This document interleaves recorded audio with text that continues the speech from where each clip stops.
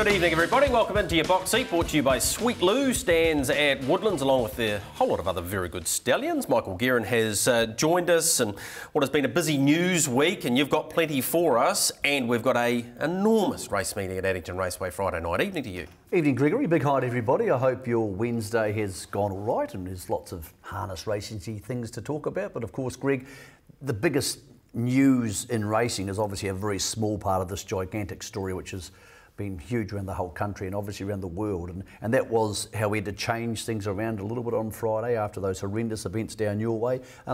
You're obviously from Christchurch and you were down there. Must be even trickier for you than it is for someone like me up here in Auckland. An eerie feeling, going right back to the earthquakes, to be fair, and probably worse, to be honest, because at least you could understand what happened with the earth around 2011. You can't understand this, and anyone who tries to portray that they can. It makes some of the stuff we talk about in harness racing feel trivial and life in general, but our thoughts are certainly with those who have lost loved ones, and for them to carry on and even enjoy life, certainly in the short term, is going to be a massive challenge. And for Christchurch itself, it was rebuilding itself, and now it's going to have to do it again. Yeah, watching from afar, obviously it's horrific, but the one small thing that was done right was the only thing which involved the racing industry, which is in Christchurch, because it doesn't matter in the whole scheme of things, but at least they did it right, which is they cancelled their race meeting straight away.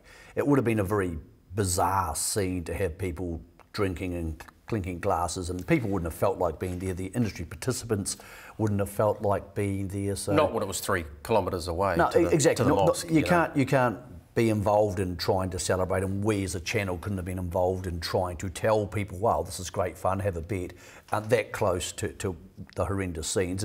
And I think that Addington reacted swiftly, which is good, and now they've also reacted swiftly to change 2 or 3 of the races which are important to feature race lead-ups and qualifying for the jewels out of other things to other dates. So I think they've handled themselves as well as they could. Not that it matters in the scheme of these events, but at least that's all you can do, is control how you act in certain situations. And they did it very quickly. Agreed. The racing board, the stewards and Addington sat down, bang, it was done. In the middle of Friday afternoon, Greg, no one really had an idea what had happened. We knew what had happened, but we didn't have an understanding of the scope of this horrendous event.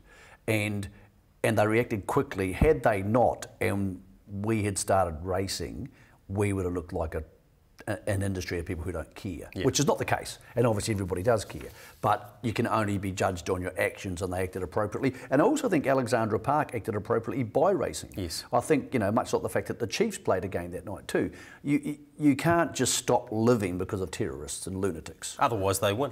Well, exactly. So I think the racing industry's handled itself pretty well across the grand scheme of things. Not that it's going to matter at one iota to anybody involved or their families or loved ones involved in this, but as I said, you can only control the way you react. So look, I felt terrible for you and the guys down in Christchurch, more so than us up here, because you are so close to it. You can palpably feel those things. I was in Christchurch during the earthquakes. You can feel it. You can feel it in your own DNA. It'll take some time, I'll promise you that. Yeah, it's for sure. going to even return to some sort of normality. So what have you got ahead on your box seat this evening? We've got plenty for you. A lot of talking points with the brand. He's got heaps of newsy stuff for you.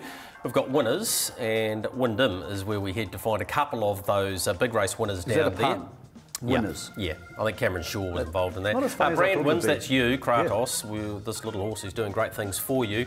Addington Raceway, enormous night there. Can't wait to get there. We're going to catch up with Tim Williams about the career of Dream About Me. We've had some significant retirees in the last couple of weeks, so we're going to reflect on those over the next few weeks, and we've got some more winners, hopefully at the end of the show. News, plenty of it. A little bit disappointing, the first part about Oscar Bonavina. Yeah, look, I spoke to Mark yesterday about this because I hadn't seen in the nominations Oscar, and this is the horse who, of course, they paid big money for last year. Chris Ryder predominantly buying into him, the US-based former New Zealand trainer, and he showed me on New Year's Eve day at that meeting when he actually broke the national record for 2,700 metres for a 3-year-old trotter from a standing start by a second, but he only ran second when doing that. So he showed me he's a top open class horse in the making, but he's got a cyst on his knee, and they think it's going to be something which is an ongoing problem. Probably out for the season, maybe this is going to affect his entire career. Here's his first start back for the season, Greg, and he just jogged this, but you don't need to see this or anything else to know just how good a horse this is. This is an open class trotter, and they have some real issues with him. Issues I'm not sure are going to be easy to solve. No. Well, that in itself is disappointing, and disappointing we won't get to see him take on his illustrious stablemate, the unbeaten Enhance Your Calm, and your horse Kratos as well. But let's hope that they can be sorted out and we get to see him, because yeah, he's an exciting horse, and developed by Phil Williamson, of course, who gave the horse an enormous rap when he had him as a 2-year-old, and yeah, it's a shame to see him not fronting up the season. Also partially owned by our good friend Roy Purdon. So Roy, sorry to hear your horse has got a bunged up knee. Hopefully things improve, but he's going to be in the paddock for a while. Now, Enhance Your Calm, talking about him, he was going to go to Addington last week. That meeting was, of course, cancelled. So he's at the trials today? Yeah, he's at the trials today, and they've replaced the Sires Stakes Prelude, which he was going to race in last week. It's going to next Friday's meeting, not this one this week, the week after. So these are the changes Addington have made. So the 2-year-old Mobile Trot and the Never Fillies heat have been added to... Making it a 12-race program. To this week. Yep. And then the Sires Stakes Trotters Prelude the following week, which means those 3-year-olds, including Enhance Your Calm, who's only raced once this season, have a lead up to the Derby. So the Derby's for 100k on April the 5th. It's important for 2 reasons, Greg. First of all, everybody pays up for the Sires Stakes. They deserve that money to be available to them. Secondly, they need a lead up to the Derby. And even outside that, the Southerners are going to start falling behind in the Harness Jewels leaders boards, because yeah, the stakes are so big at Alexandra Park. So if you lost a $17,500 race in the South Island. And it won't matter to Enhance Your Calm, because he'll eventually win his way into the Harness Jewels. But it's good to see Addington again providing a chance for the owners of those important races to have a crack at them at some stage. I mean, it's not ideal. They did want a 2-week gap between them, and potentially, I suppose you could race in the Oaks. Could you race in the Sires and then the Derby? So it might be 3 weeks. Very unlikely that would happen. So well done to them getting that sorted. Mark Cooler was down to resume at Addington Friday night, but that won't be happening. He copped a 55-metre handicap, which Clint Ford, you've spoken to, suggested was too far.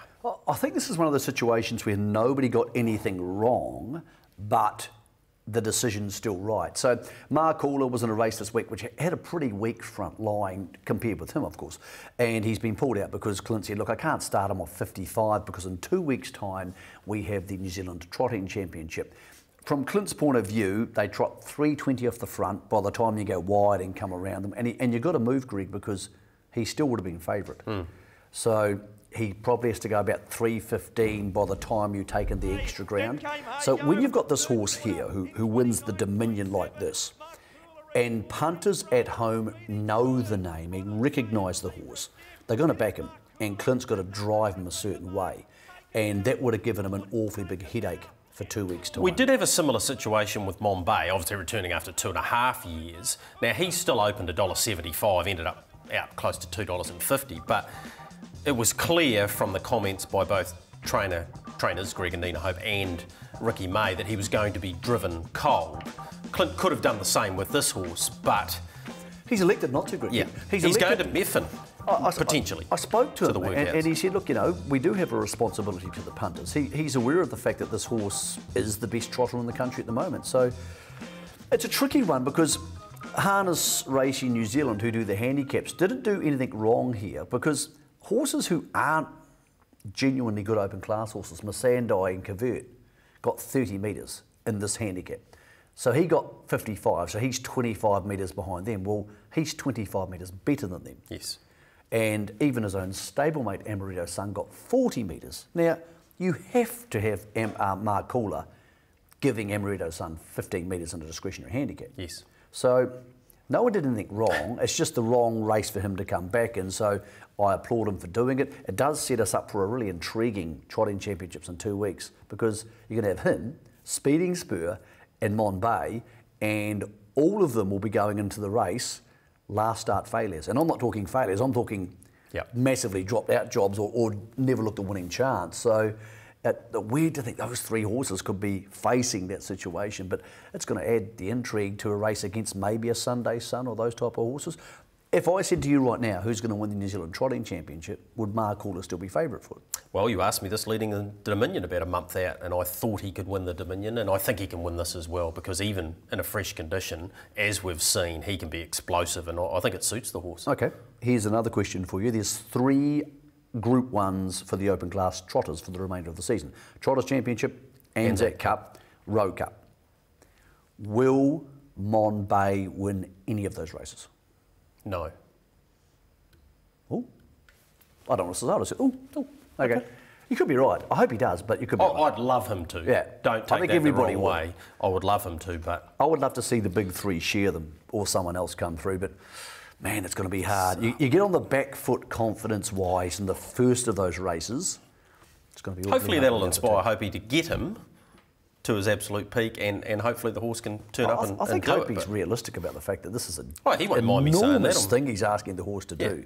But what else are you going to do? He's a gelding. It'd be so cool if he is able to. Well, it's happened before. Lyle Creek went to North America and came back after about 3 years and won a Rowe Cup. So, but yeah, this is a totally different thing because Lyle was racing during that time and he hasn't been racing. So that's horses who are staying close to home. But then, Greg, we have one who is not staying close to home. 3-year-old filly, Bella Montana. Bella Montana, really interesting. The Victoria Oaks is on April 27 at Melton. It's a big deal. It's 150k. And if you win it, obviously your future broodmare potential is enormous because Group 1s in both countries. People go, wow, this is a very good horse, and they want their stock. Princess Tiffany was favourite in the markets in Australia because she was just so good in the New South Wales Oaks. But she's definitely not going. So I had a really long talk to Mark. They want to qualify her for the Nivellier Fillies final, so she'll qualify for it. The other ones aren't going either, Wainui Creek and Best Western and all those horses. So Barry Purdon did his research and decided to take Bella Montana. She's already qualified for the Nivellier Fillies final. Now, this is a massive market move. You've got a market where Princess Tiffany's favourite, she's gone. Bella Montana just jumps on in. She'll automatically be favourite for this race. So she'll have a heat, Greg, at Melton on the 20th of April. And then she'll go to the final on the 27th. Here she is, already a Group 1 winner, the Sire Stakes Championship, and this is a race, Greg, where even here, I thought she was going to struggle to win. Yeah, exactly. Wainui Creek looked home, gets rounded up late in the piece, and of course they've subsequently gone on and both have placed in the Oaks, and Wainui Creek goes this week to the Nivellier Fillies heat, which we will preview later in the show. I like this move. This is very smart from Barry Purdon because for 2 reasons. First of all, it embellishes her opportunities, not only to win money, but to become a more valuable broodmare. But had she not gone there, with her rating, where would you have raced her? Because she needs to race, because she's going to take on Princess Tiffany in the Nivellier Fillies final, probably, and the Oaks, and the Jewels. So essentially, she may well go from Victoria straight to Christchurch. Or something like that. Wouldn't surprise me. But if she hadn't gone to Victoria, where does she race? With her rating, what does she race? At Alexandra Park, if you're getting up towards those rating 80 marks, you're racing open class horses. Yeah. You're racing, on the cards. Well, that's not fair for a 3-year-old filly who's had 7 starts. So I think this is a very astute placement from Barry Purdon, and the locals aren't that good. Kualoa's a good, big, strong filly, but... Princess Tiffany took care of her. Yeah, exactly. So she'll be faster than them. So that's where some of the better horses you know a little bit about are heading now after what's been a week of chopping and changing for some of them at the top level. Hey, domestically this week we've got something a little bit different, and I applaud Southland for having a crack at this as well. I think it's the Wairio meeting at Winton. They're racing over a mile. Standing start miles, Michael, that'll be right up your alley. You'll be getting involved in those. We've got some records here. Are you being facetious? Rather, Look, yes. You know what? I'm not anti-standing start sprint races, but I'm not sure they're the best example of finding the best horse, but punting's punting. You now look for the horse that steps quickest. Exactly, or maybe is a horse who's coming in late. Here's the national records. Thumper, remember Thumper? Yeah, that's 20 years ago. Yes, I do though. Yep. Cool Charm Girl, 2 minutes at Addington, a long time ago as well, and many of these will get broken on Sunday on Saturday rather, because. So but they're not all standing starts, are they? No. But there's quite a few of them. Yes, there are. So good luck to them. So okay, here's a quiz for you. So what would Lazarus go a standing start mile at Ashburton? At Ashburton? Oh, it's generally a couple of seconds slower. So I'd say 52, 53. I reckon he could go. You? I've never thought about it before. Oh, thanks very much for asking me a question that you knew so much about. I reckon he would probably go 154 or something. I don't know, he'd go awfully fast. But yeah, it's going to be, that record will come down. It's probably one of the weirder records in the world of harness racing because I think we're probably the only people who do it. So... There you go. All right, short break for us. When we come back, we'll actually go down south. We'll go to Wyndham, wrap up a couple of features from there, and we've got a whole lot more on your show, The Box Seat.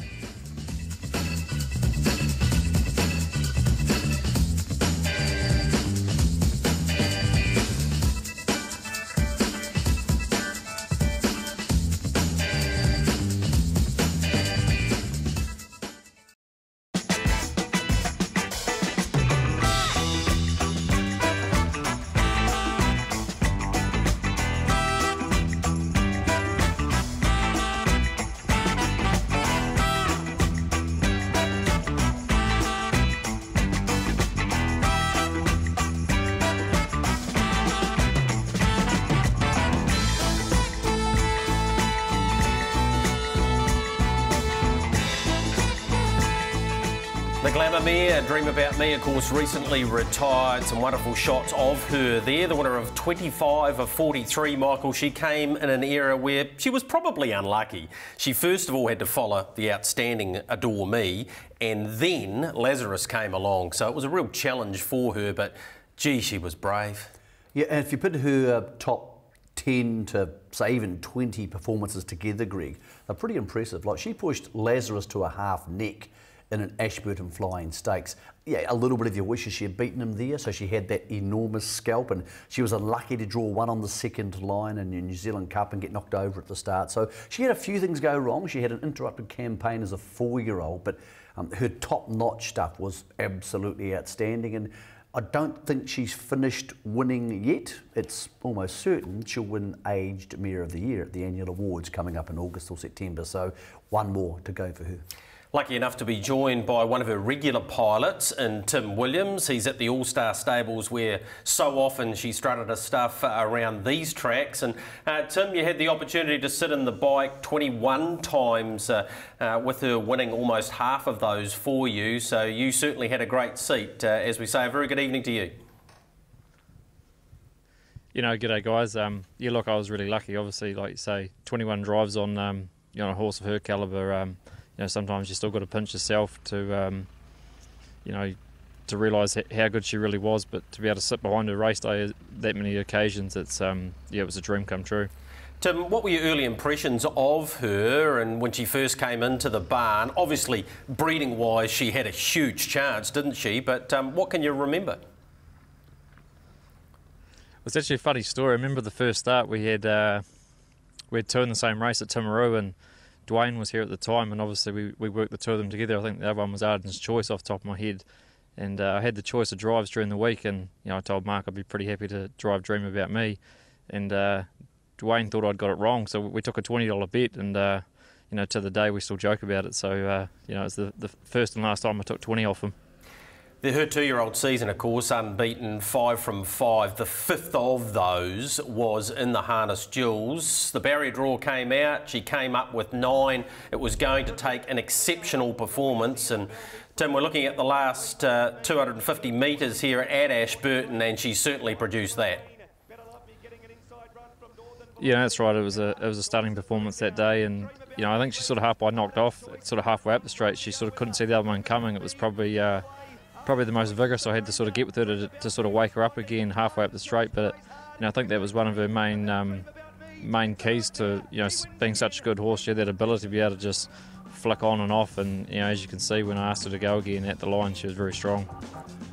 Tim, I know you're not supposed to say this about Group 1 races, but with a horse like her, do you sometimes roll onto the track in the All-Stars colours, or in this case the Harness Jewels colours, and actually think to yourself, I'm just going to win this? Yeah, if only it was that easy, Mick. No, definitely not. It's like you say, funny things can happen in racing, and obviously when you're driving a horse like that, there's obviously a level of expectation that people think you're going to win. So, you know, I know for myself on that day, there's a lot of nerves and whatnot, so it was just pleased to be able to get the result for the owners and Mark and Natalie. Tim, was she more fast or more strong, or was it in the middle there somewhere? Did she have both in equal proportions? No, I think she definitely had both in equal proportions. I remember the week before the Harness Jewels as a 2-year-old, the trial at Ashburton. I think to the day it's the fastest quarter I've clocked on a horse around Ashburton. But then, as you see, when she got older, she sort of had as she got bigger and stronger, she became a great stayer, and probably lost a little bit of that real dazzling speed. But she definitely had it early days. Both sides of the Tasman, she was outstanding. She only got beaten once in Australia, and of course her last start was winning the ladyship. You were able to win the Queen of Hearts. Then she came to Addington and she underperformed. One of only 3 times, Tim, that you missed a place. She finished 4th in the Premier Mares, but she just showed her great class by being able to turn that around and win the Breeders. Yeah, that's right. And I think she obviously, like you say, as she got bigger and older and stronger, she was become a bigger horse. So, look, she really improved off the racing, which, at times, everyone sort of joked how big she was, but, she just seemed to thrive on the racing sort of later in her career, and, she really took improvement from week to week. We're watching her come up the straight at Addington and dash away. Look, she could have gone faster, and often she did, and that's why she was able to run basically her rivals into submission. I suppose with all the positives and winning 10 races on is all great, the one race that must disappoint you the most was the one Michael referred to when she missed her chance in the New Zealand Cup. While she may not have beaten Lazarus, she was primed to run the race of her life, wasn't she, when unfortunately she was taken out at the start.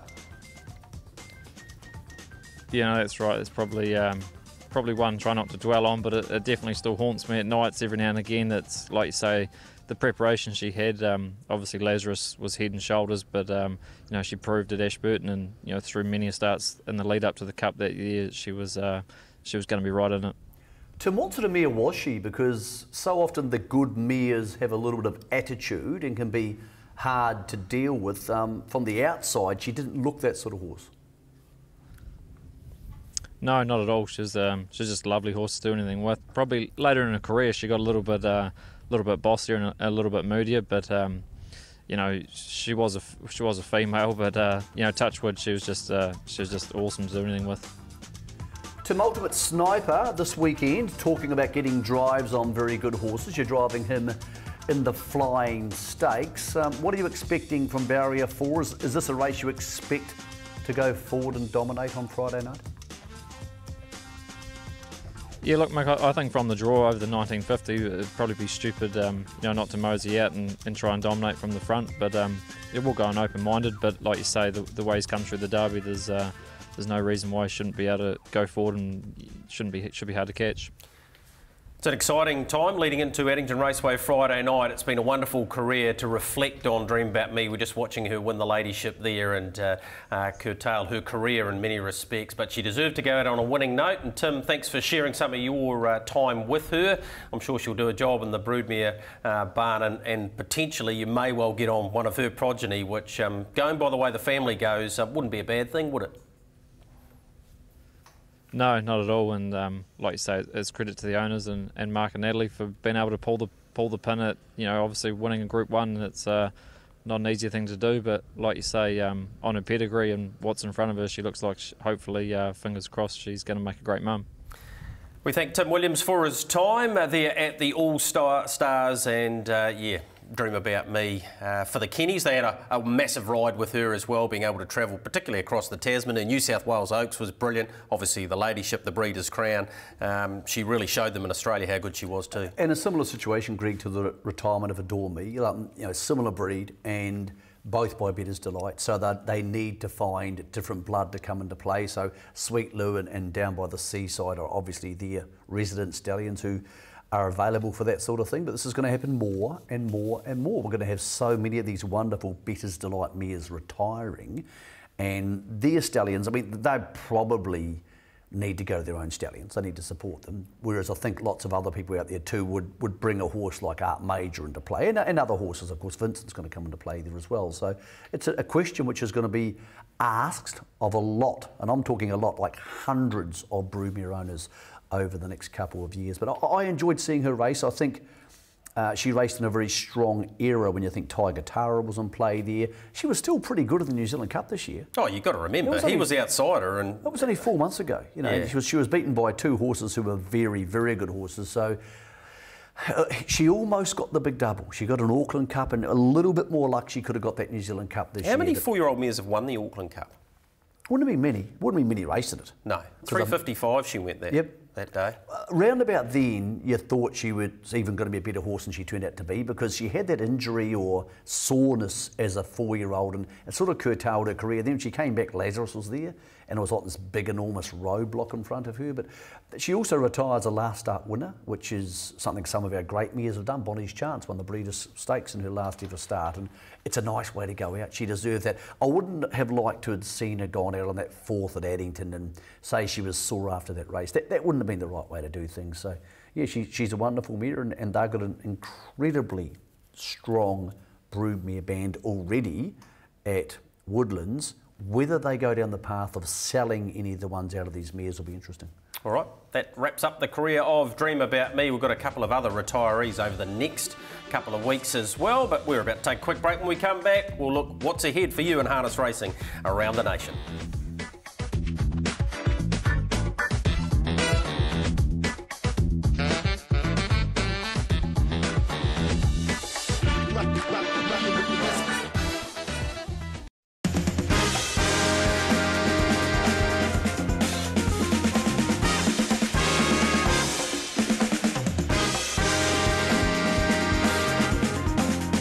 Time for us to head south. I would argue the speed capital of southern harness racing would be the Wyndham track, where they run the kindergarten stakes each and every year. This was the 61st running. Yes, I have been. I haven't played golf on the inside. They've got a golf course. But anyway, that for another story. Yes, this is with Alabar, of course, at Group 3 level. Gee, this horse was impressive, Michael. Flying even better. He'd been beaten, of course, at his first couple of starts. Earlier on in the race, he'd burnt to get to his position, but have a look at him. Hit the hobbles here. He won very comfortably. 54-4, Blair Orange's 4th win in the race. All of his other wins, of course, had come when he was at the All-Stars. It's better to win Ahoka, Arizona and Lennon.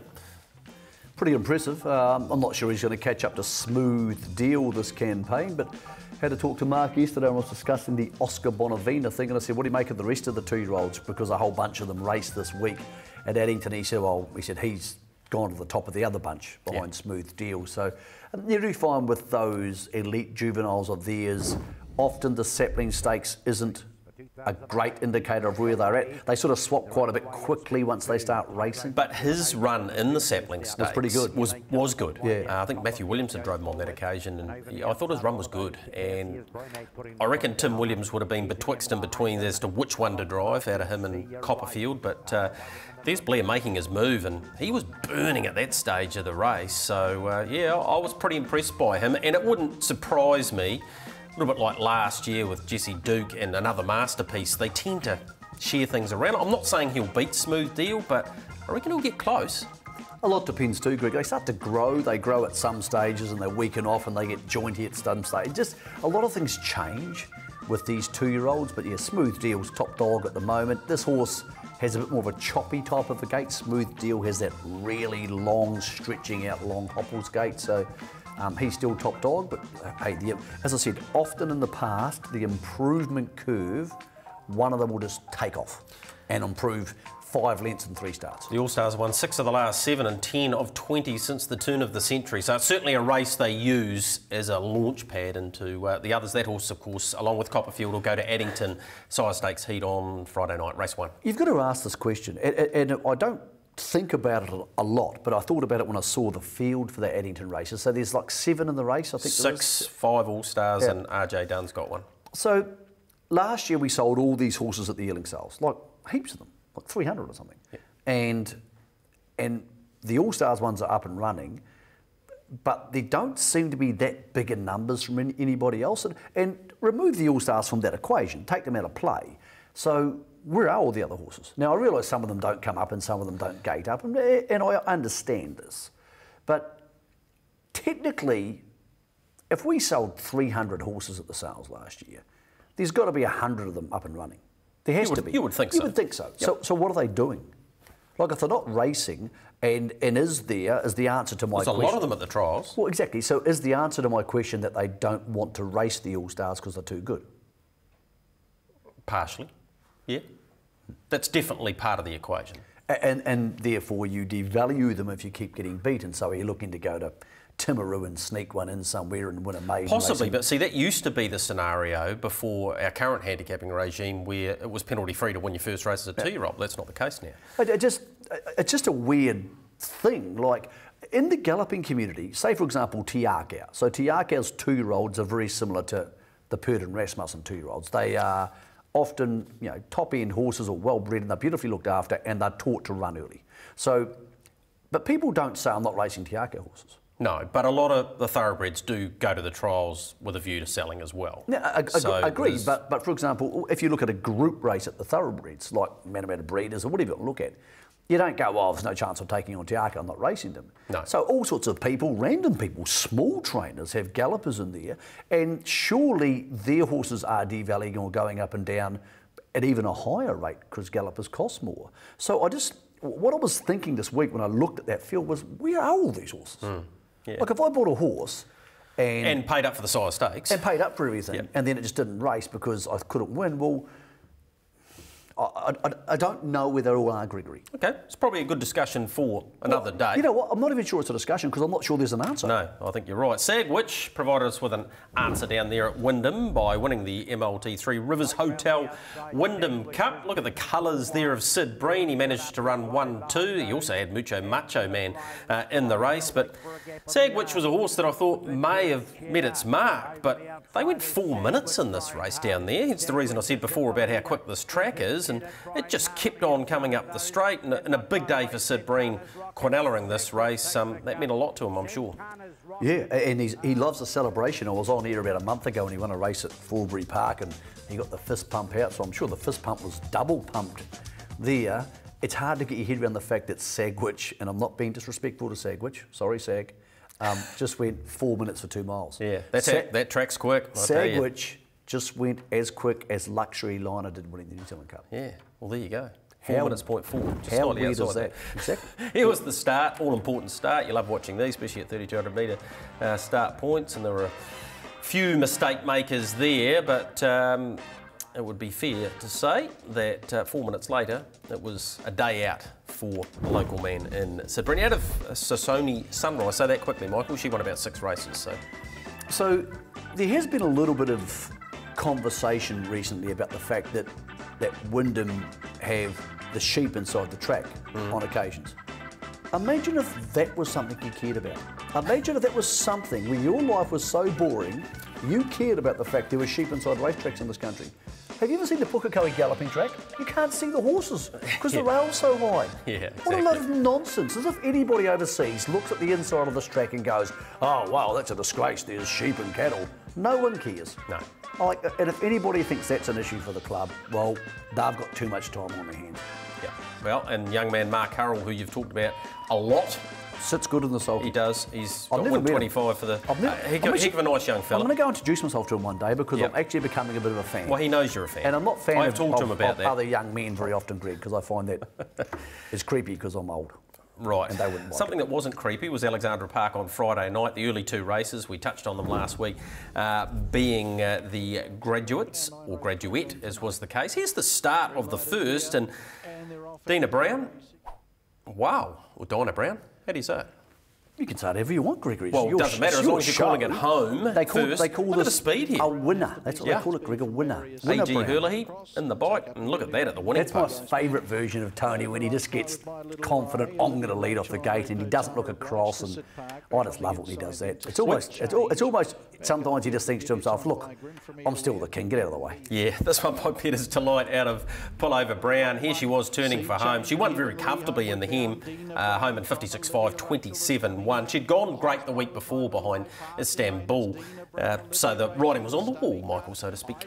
Yeah, and bred to be good, and she'll, have lots of options as a 3-year-old filly. So, yeah, nice drive from Tony, got the job done. That was the Stunning Nun, getting home down the outside. Jeremy Young's team continues, so it's one to probably follow out of that. And Best from his team is back this Friday night at the park, so the Oaks winner back at the park.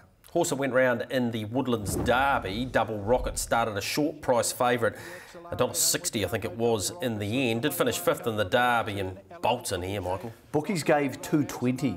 Very fair they gave for this horse, and Scott Phelan's driving well.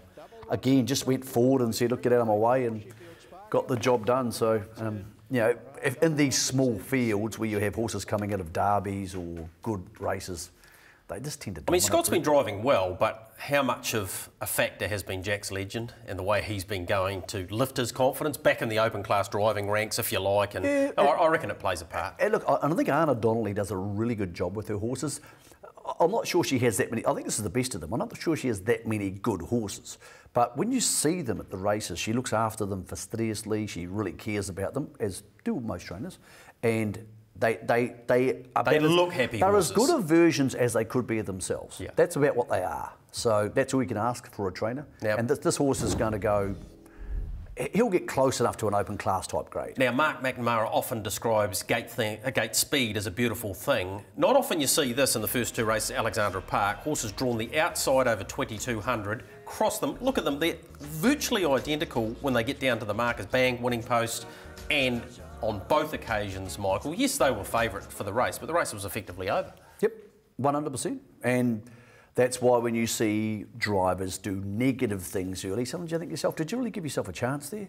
So yeah, I mean, they can't all go forward, no, but gee, it helps when you've got that arsenal in your back pocket. When you walk into the driver's room at Alexandra Park, and I don't walk into the driver's room at Addington very often, I don't spend a lot of time there, but you walk around and you go, wow, like, you know, like Tony and Morris are still two of the legends of the game. They're only 3,000 win drivers. David Butcher ran second in the first race. He's won over 2,000 races.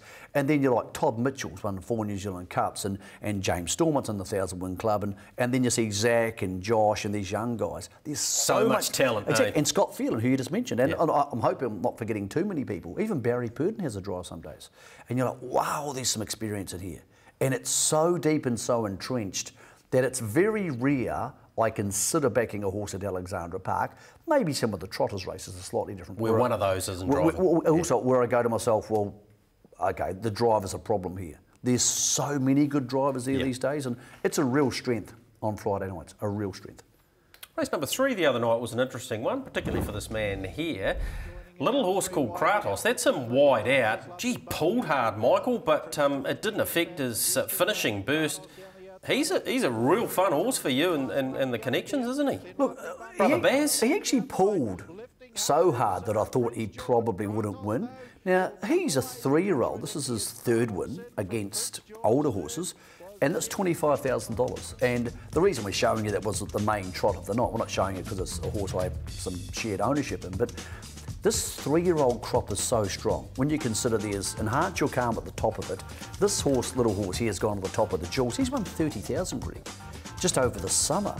His stablemate Tricky Rick's in there, Chinese Whisper down south, and then you roll through Get Lucky and all these horses. Man, it's a crop and a half. One of the key reasons we want to show you that race is not the fact that I've got a share in it, it's the fact that these stakes changes. It was 25,000, wasn't it? Exactly. These stakes changes at Alexandra Park, and I'll tell you the exact truth.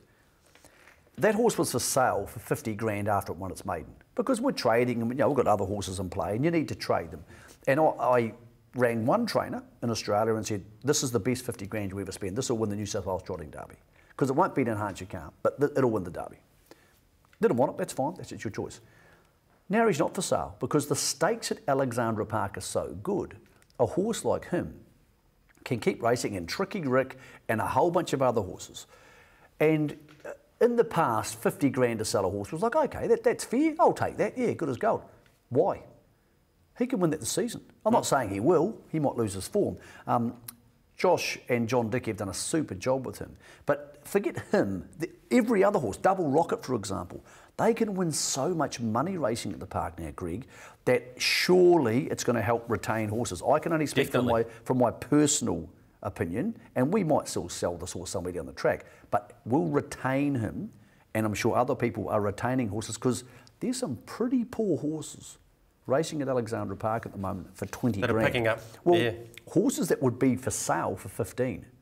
They've only got to win one race, Greg. And they've virtually got their sale price. The reality of those stakes increases, you can say what you want about them, but the reality is it is going to retain horses. Here's reality. You're leading the 3-year-old section. Well, he is. I haven't done much. with Kratos, as you said, he's earned over 30,000 this season. Of course, not there is Enhance Your Calm because he hasn't raced, or he's raced once and hasn't therefore had the opportunity to win a lot of money. So, there might be a change, but at the moment, and I'm not too sure when the yellow Tour Leaders jerseys come out, but... I think by the time they come out, Enhance Your Calm will be at the top of the scrap. Possibly. But what it is showing is how much money these northern trotters can win, because $25,000 last week for those horses is an awful lot of money. It takes a lot to get your head round. That's a stake which, if somebody had told me those horses were racing for $25,000 5 years ago, you go, oh, that's probably not going to happen. They'll say it'll happen, but it won't happen. It's happened. It's happened and it's reality. And it can only be good for the industry. Let's have a look at what's evolving around the Jewels this year, the week of the Jewels. We've got the welcome dinner, which yours truly and M. Guerin will be hosting. I'll tell you what I like about this. Yep. I think the Friday night, the night before the races, the horse people don't like being out, which I respect.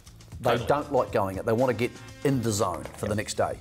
I think having the dinner on the Thursday night's a good idea. Yeah, I'm looking forward to being part of that, and the golf day Friday. I'm not on the take here before you get down that path. I'm helping the Addington Club because I know a little bit about golf, and it's being played at my local golf course. But it'll be a great day, and the bookings for that are already... I wouldn't say it's sold out, but it's not too far away because a lot of people like golf. How many people play in something There'll be like that? 120 will play on that day. And right. you get a lot of participants because they finish with their horses I'm not going to in be the there. morning. You won't be. No, golf's not really your game. Terrible golf. I'm actually going to Riccarton that day. Go to addington.co.nz. Are you? Yes, I am. No, good on you. Racing the day before, which is also cool. It's good to see if people want to go there for Thursday night and they don't play golf because they get very good at it. They can go to Riccarton instead. Yeah, nice. Yeah. Sounds like a good few days. Let's get to Addington. We always play golf in this is a true story. During the Interdominions, went to a golf day, I had to go, and Greg drove the ball 300 metres, and I just thought to myself... That was downwind. Might have been down a road I honestly thought to myself, anyway. I thought, what a tool. Let's move on to something more important. Addington Raceway on Friday night, and this is one of the features. I don't really like golf, by the way, so I don't care you can do moving that. right along. New Zealand Trotting Oaks it is, I'd beat Michael. you in tennis. Yeah, you probably I would. would beat you in tennis. Trotting Oaks is a good race. $1.55 cheerful. Gee, that's a pretty short price for a horse that can win it, but outside gate won't make it easy.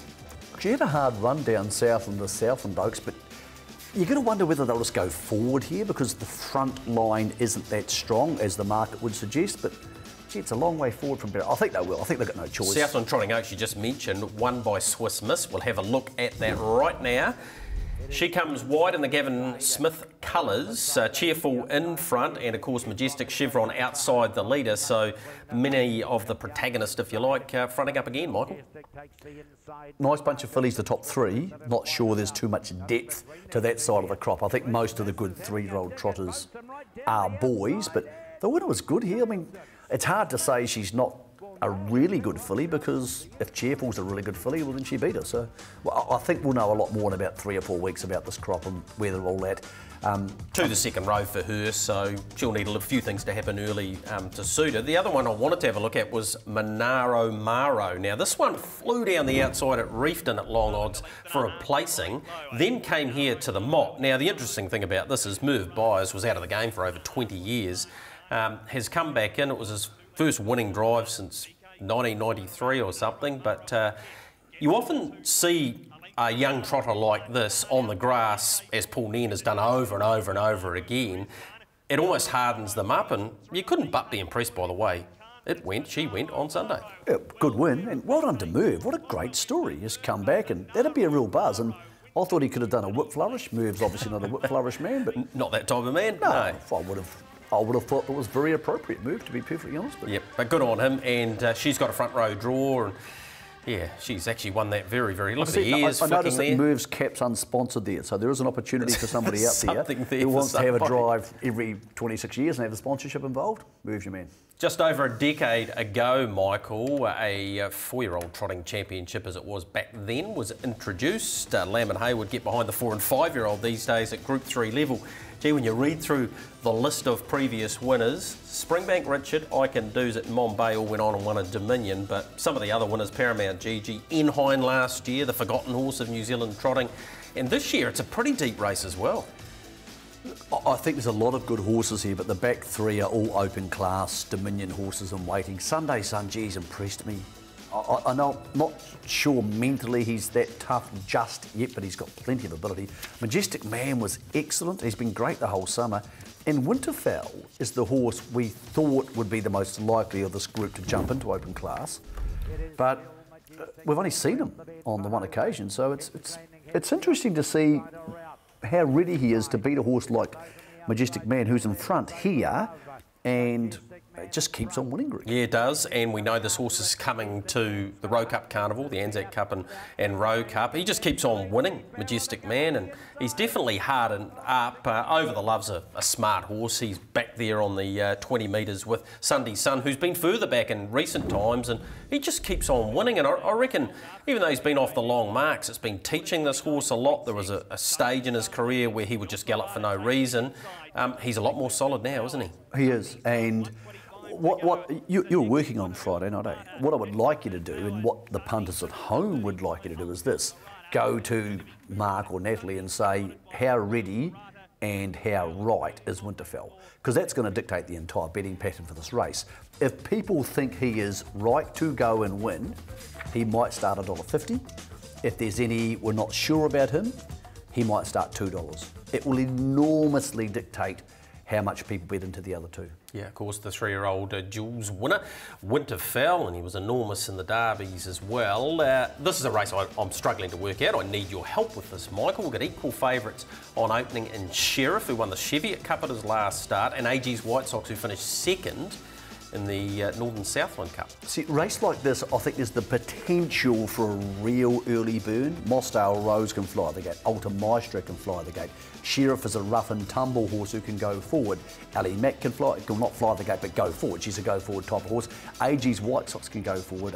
There's a lot of horses here who don't want to be pulling back at the start. So it could be very, very hot. How good's this form now? Henry Hubert, Sheriff getting through to win his first race since he won the Derby, which is coming up a year ago.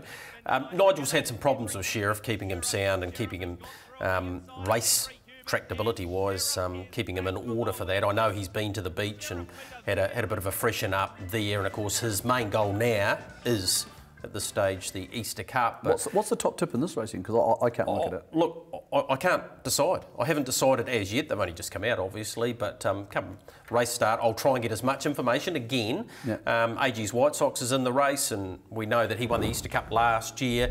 And the intriguing runner is, of course, Eamon Maguire, who was fresh up in this race in the Graham Anderson barn, back to the Purden Rasmussen team, where he was able to win an Ashburton Flying Stakes.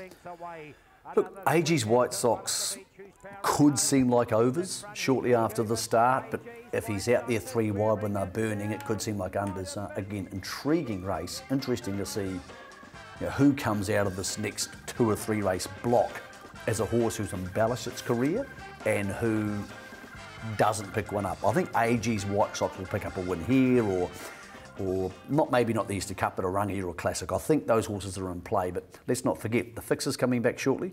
Jack's Legend heads south next week because there's a free-for-all next week leading into... Isn't it good to have this depth, though? Superstar Championship leading into it. The fixer, Jack's Legend, and Turn It Up, of course. Yes. So these it's good horses, though, isn't it? Like, it's great. It's a lot of depth there. It's... The little problem we had is that we had the Inter-Dominions, it used to be the Inter-Dominions and it became the Miracle Mile, was the season-ending big race. And we never saw all of these horses again. But we're getting to see them. Whereas now we're going to see them, and Spankum's coming back. So we're actually going to have an autumn, which is interesting, and we're not trying to pretend they're good horses. They actually are going to be good horses. Yeah, Diamond Creek Derby's not far away. Key lead-up race for that, Michael, is the 39th running of the Vero Flying Stakes. We have the Northern Derby winner. We'll have another look at that in a moment. Ultimate Sniper, $1.20, has the barrier draw advantage over Jesse Duke like he did in the Derby. He does, and I thought they would open him $1.08. I'll just run my multis through him. I think he went too hard early in the derby up north and left him vulnerable. The fact he was able to win was a brave performance. I think he'll win this week. I think they'll go forward and get the lead. The only horse who would concern me in that regard will be potentially Heisenberg, but we don't see the early burn here, and the early burn almost cost him this race. Jesse Duke is in there, of course, and Supreme Dominator heads down next week. The horse who finished third there heads next week with Jack's Legend, so they'll be down there to give the North some representation. So that's $50,000 they go round there. Race number 1 features 5 of the 6 being out of the All-Stars barn, above and beyond for the Robert Dunn team. Copperfield comes up with barrier 1. Virgil gets his chance back at Addington Raceway to front up, and he was beaten there on debut but not disgraced. He finished third, and I think from the barrier he holds the key here, even though I've been really impressed by Flying Even Better.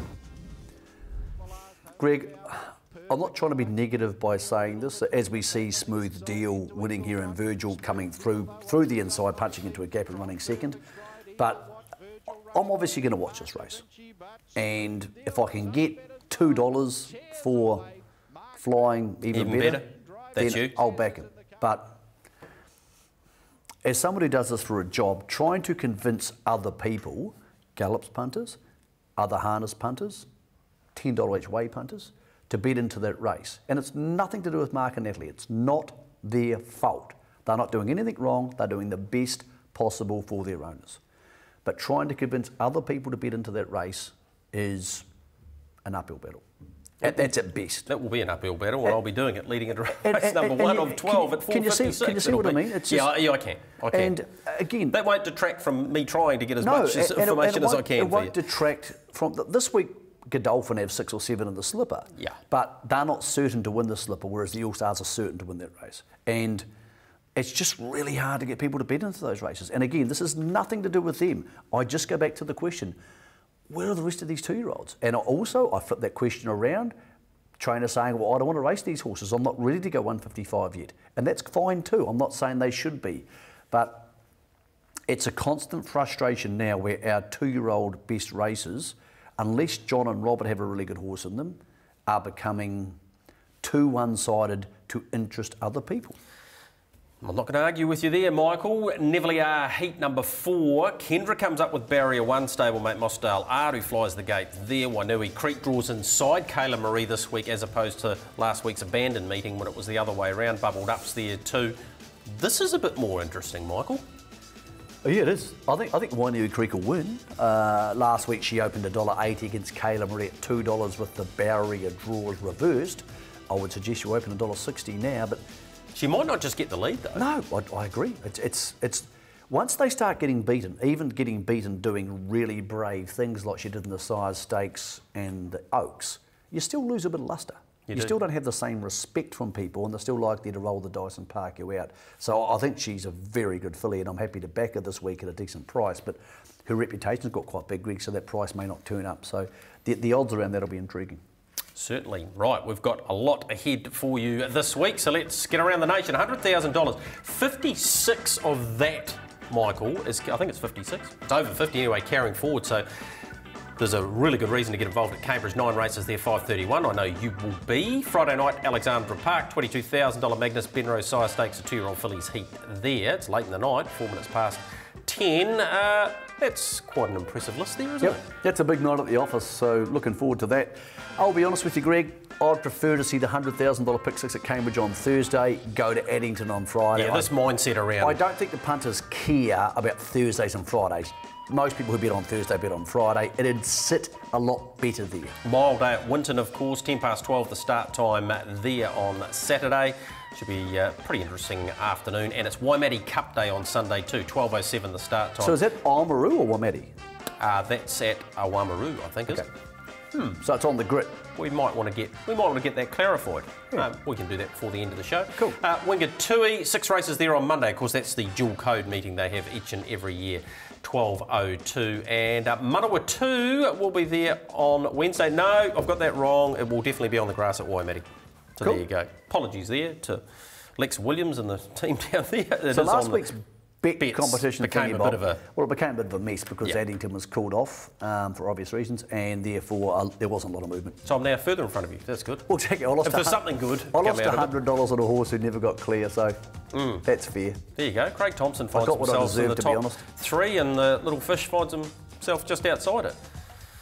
Matt Cross, Mark McNamara, they've got some work to do. So, how many weeks to go? About 4 weeks to go. Something like that, yeah. Yep, we'll get that God, I hope you don't win. sorted. Oh, that's not very nice, Michael, after you won last time. I don't That's care. I'm rather still getting nasty, over the golf actually. story. You Really Got Me is the one I think can win. Race 2, number 13. You're with Heavyweight Hero. Matt Cross has gone pretty soft there. Letterkenny Boy will be short. And Monkey Selfie. A couple of people have gone the same. Mr. Yips goes to Addington. Now, Mark Summich, one of Good our on guest him. selectors, he part owns it. He'll do a good job. Maybe not just down there this carnival, but he'll come out the back of this carnival a better horse. And, Yeah, he finished 4th in the Derby, didn't oh, he? he's a pretty nice horse. Yeah. All right, we've got some interesting footage here coming out of WA. Take a bo peep at this right about now. Someone throws a shoe onto the track, which is incredibly dangerous. You can hear Richie Bell. We'll get another opportunity to hear him say just how dangerous this could be.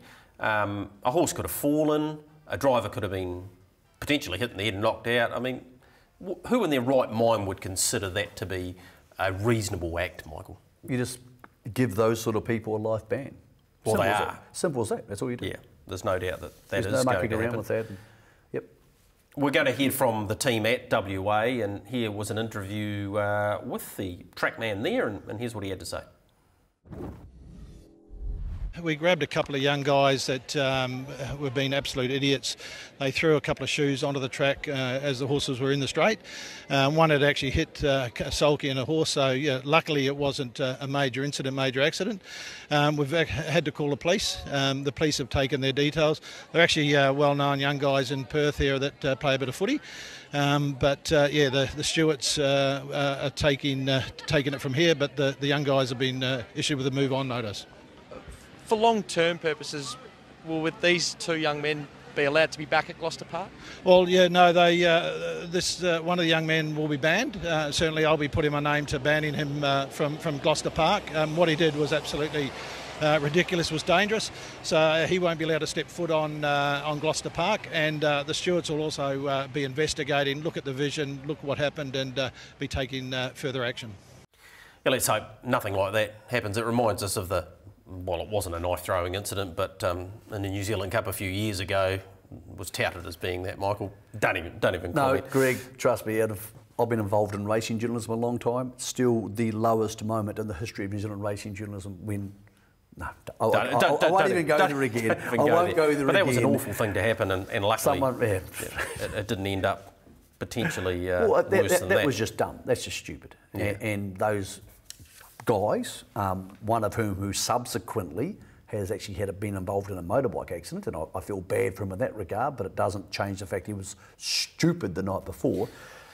They should be banned from racetracks for life. Michael, all you need is faith, taking on Mr. Hansy, Duke of Wellington, going around Melton in the city of Melton. Step-ups over there in the Jodies Bay, along with McLovins there, who won again last week. For the Queen of the Pacific, so some good racing going on over there. But for the next 3 or 4 weeks, Greg, and then heading back to Auckland, we've got a really cool 6 weeks coming up. And yeah, the movements around some of those harness jewels leaders boards is going to be really interesting. So it is. That's been your box seat. Hope you've enjoyed it. We'll see you in 7 days' time.